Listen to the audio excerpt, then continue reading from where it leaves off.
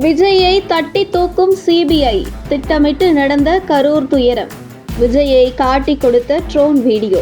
கரூர் துயர சம்பவத்தில் 41 பேர் உயிரிழந்த சம்பவம் நாடு முழுவதும் அதிர்ச்சியை ஏற்படுத்தியது. இந்த வழக்கை உச்சநீதிமன்றத்தின் கண்காணிப்பில் சிபிஐ விசாரித்து வரும் நிலையில் கடந்த ஜனவரி 12 மற்றும் 19 ஆகிய தேதிகளில் விஜய் டெல்லியில் ஆஜராகி விளக்கமளித்தார். இதனைத் தொடர்ந்து 3வது முறையாக சம்மன் அனுப்பப்பட்டதால் கடந்த 15ஆம் தேதி விஜய் மீண்டும் டெல்லி சிபிஐ அலுவலகத்தில் ஆஜரானார். அன்றைய தினமும் அவரிடம் 7 மணி நேரத்திற்கும் மேலாக விஜயிடம் சிபிஐ விசாரணை நடத்தப்பட்ட நிலையில் விஜயை மீண்டும் விசாரணைக்கு சிபிஐ அழைத்ததற்கான காரணங்கள் குறித்த தகவல்கள் வெளியாகியுள்ளன. கரூர் சம்பவத்துடன் தொடர்புடைய முக்கிய வீடியோ ஆதாரங்களை அழிக்க விஜய் முயற்சி செய்யப்பட்டதாக சிபிஐ கண்டறிந்துள்ளது. குறிப்பாக நிகழ்ச்சியில் எடுக்கப்பட்ட ட்ரோன் காட்சிகளை முதலில் அழிக்க விஜய் உத்தரவிட்டப்பட்டதாகவும், ஆனால் சிபிஐ அந்த வீடியோக்களை மீட்டெடுத்துள்ளதாகவும் கூறப்படுகிறது.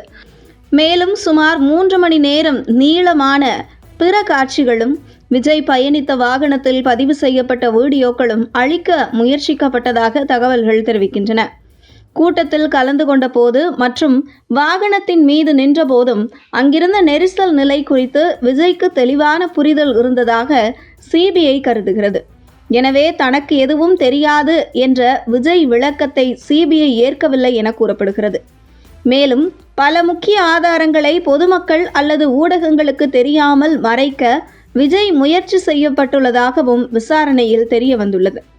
இதுவே விஜயை மீண்டும் விசாரணைக்கு அழைக்க காரணமாக இருந்ததாக கூறப்படுகிறது. கரூர் சம்பவத்தன்று எடுக்கப்பட்ட ட்ரோன் காட்சிகளும் தற்போது இணையத்தில் வெளியாகி வைரலாகி வருகின்றன.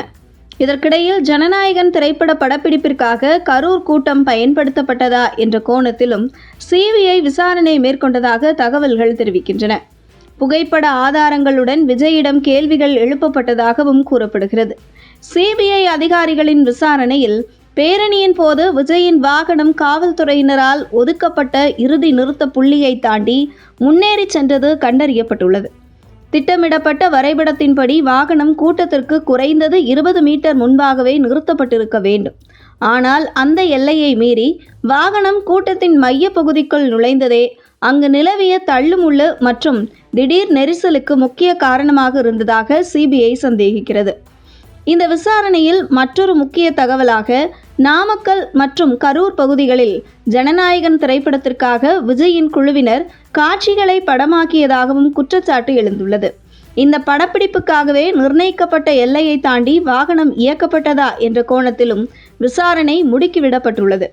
கூட்டங்களில் சினிமா கேமராக்கள் பயன்படுத்தப்பட்ட புகைப்படங்களையும் காட்டி விசாரணை நடைபெற்றதாகவும், இது தொடர்பாக ஜனநாயகன் படக்குழுவினரிடமும் சிபிஐ விசாரணை நடத்த திட்டமிட்டுள்ளதாகவும் கூறப்படுகிறது.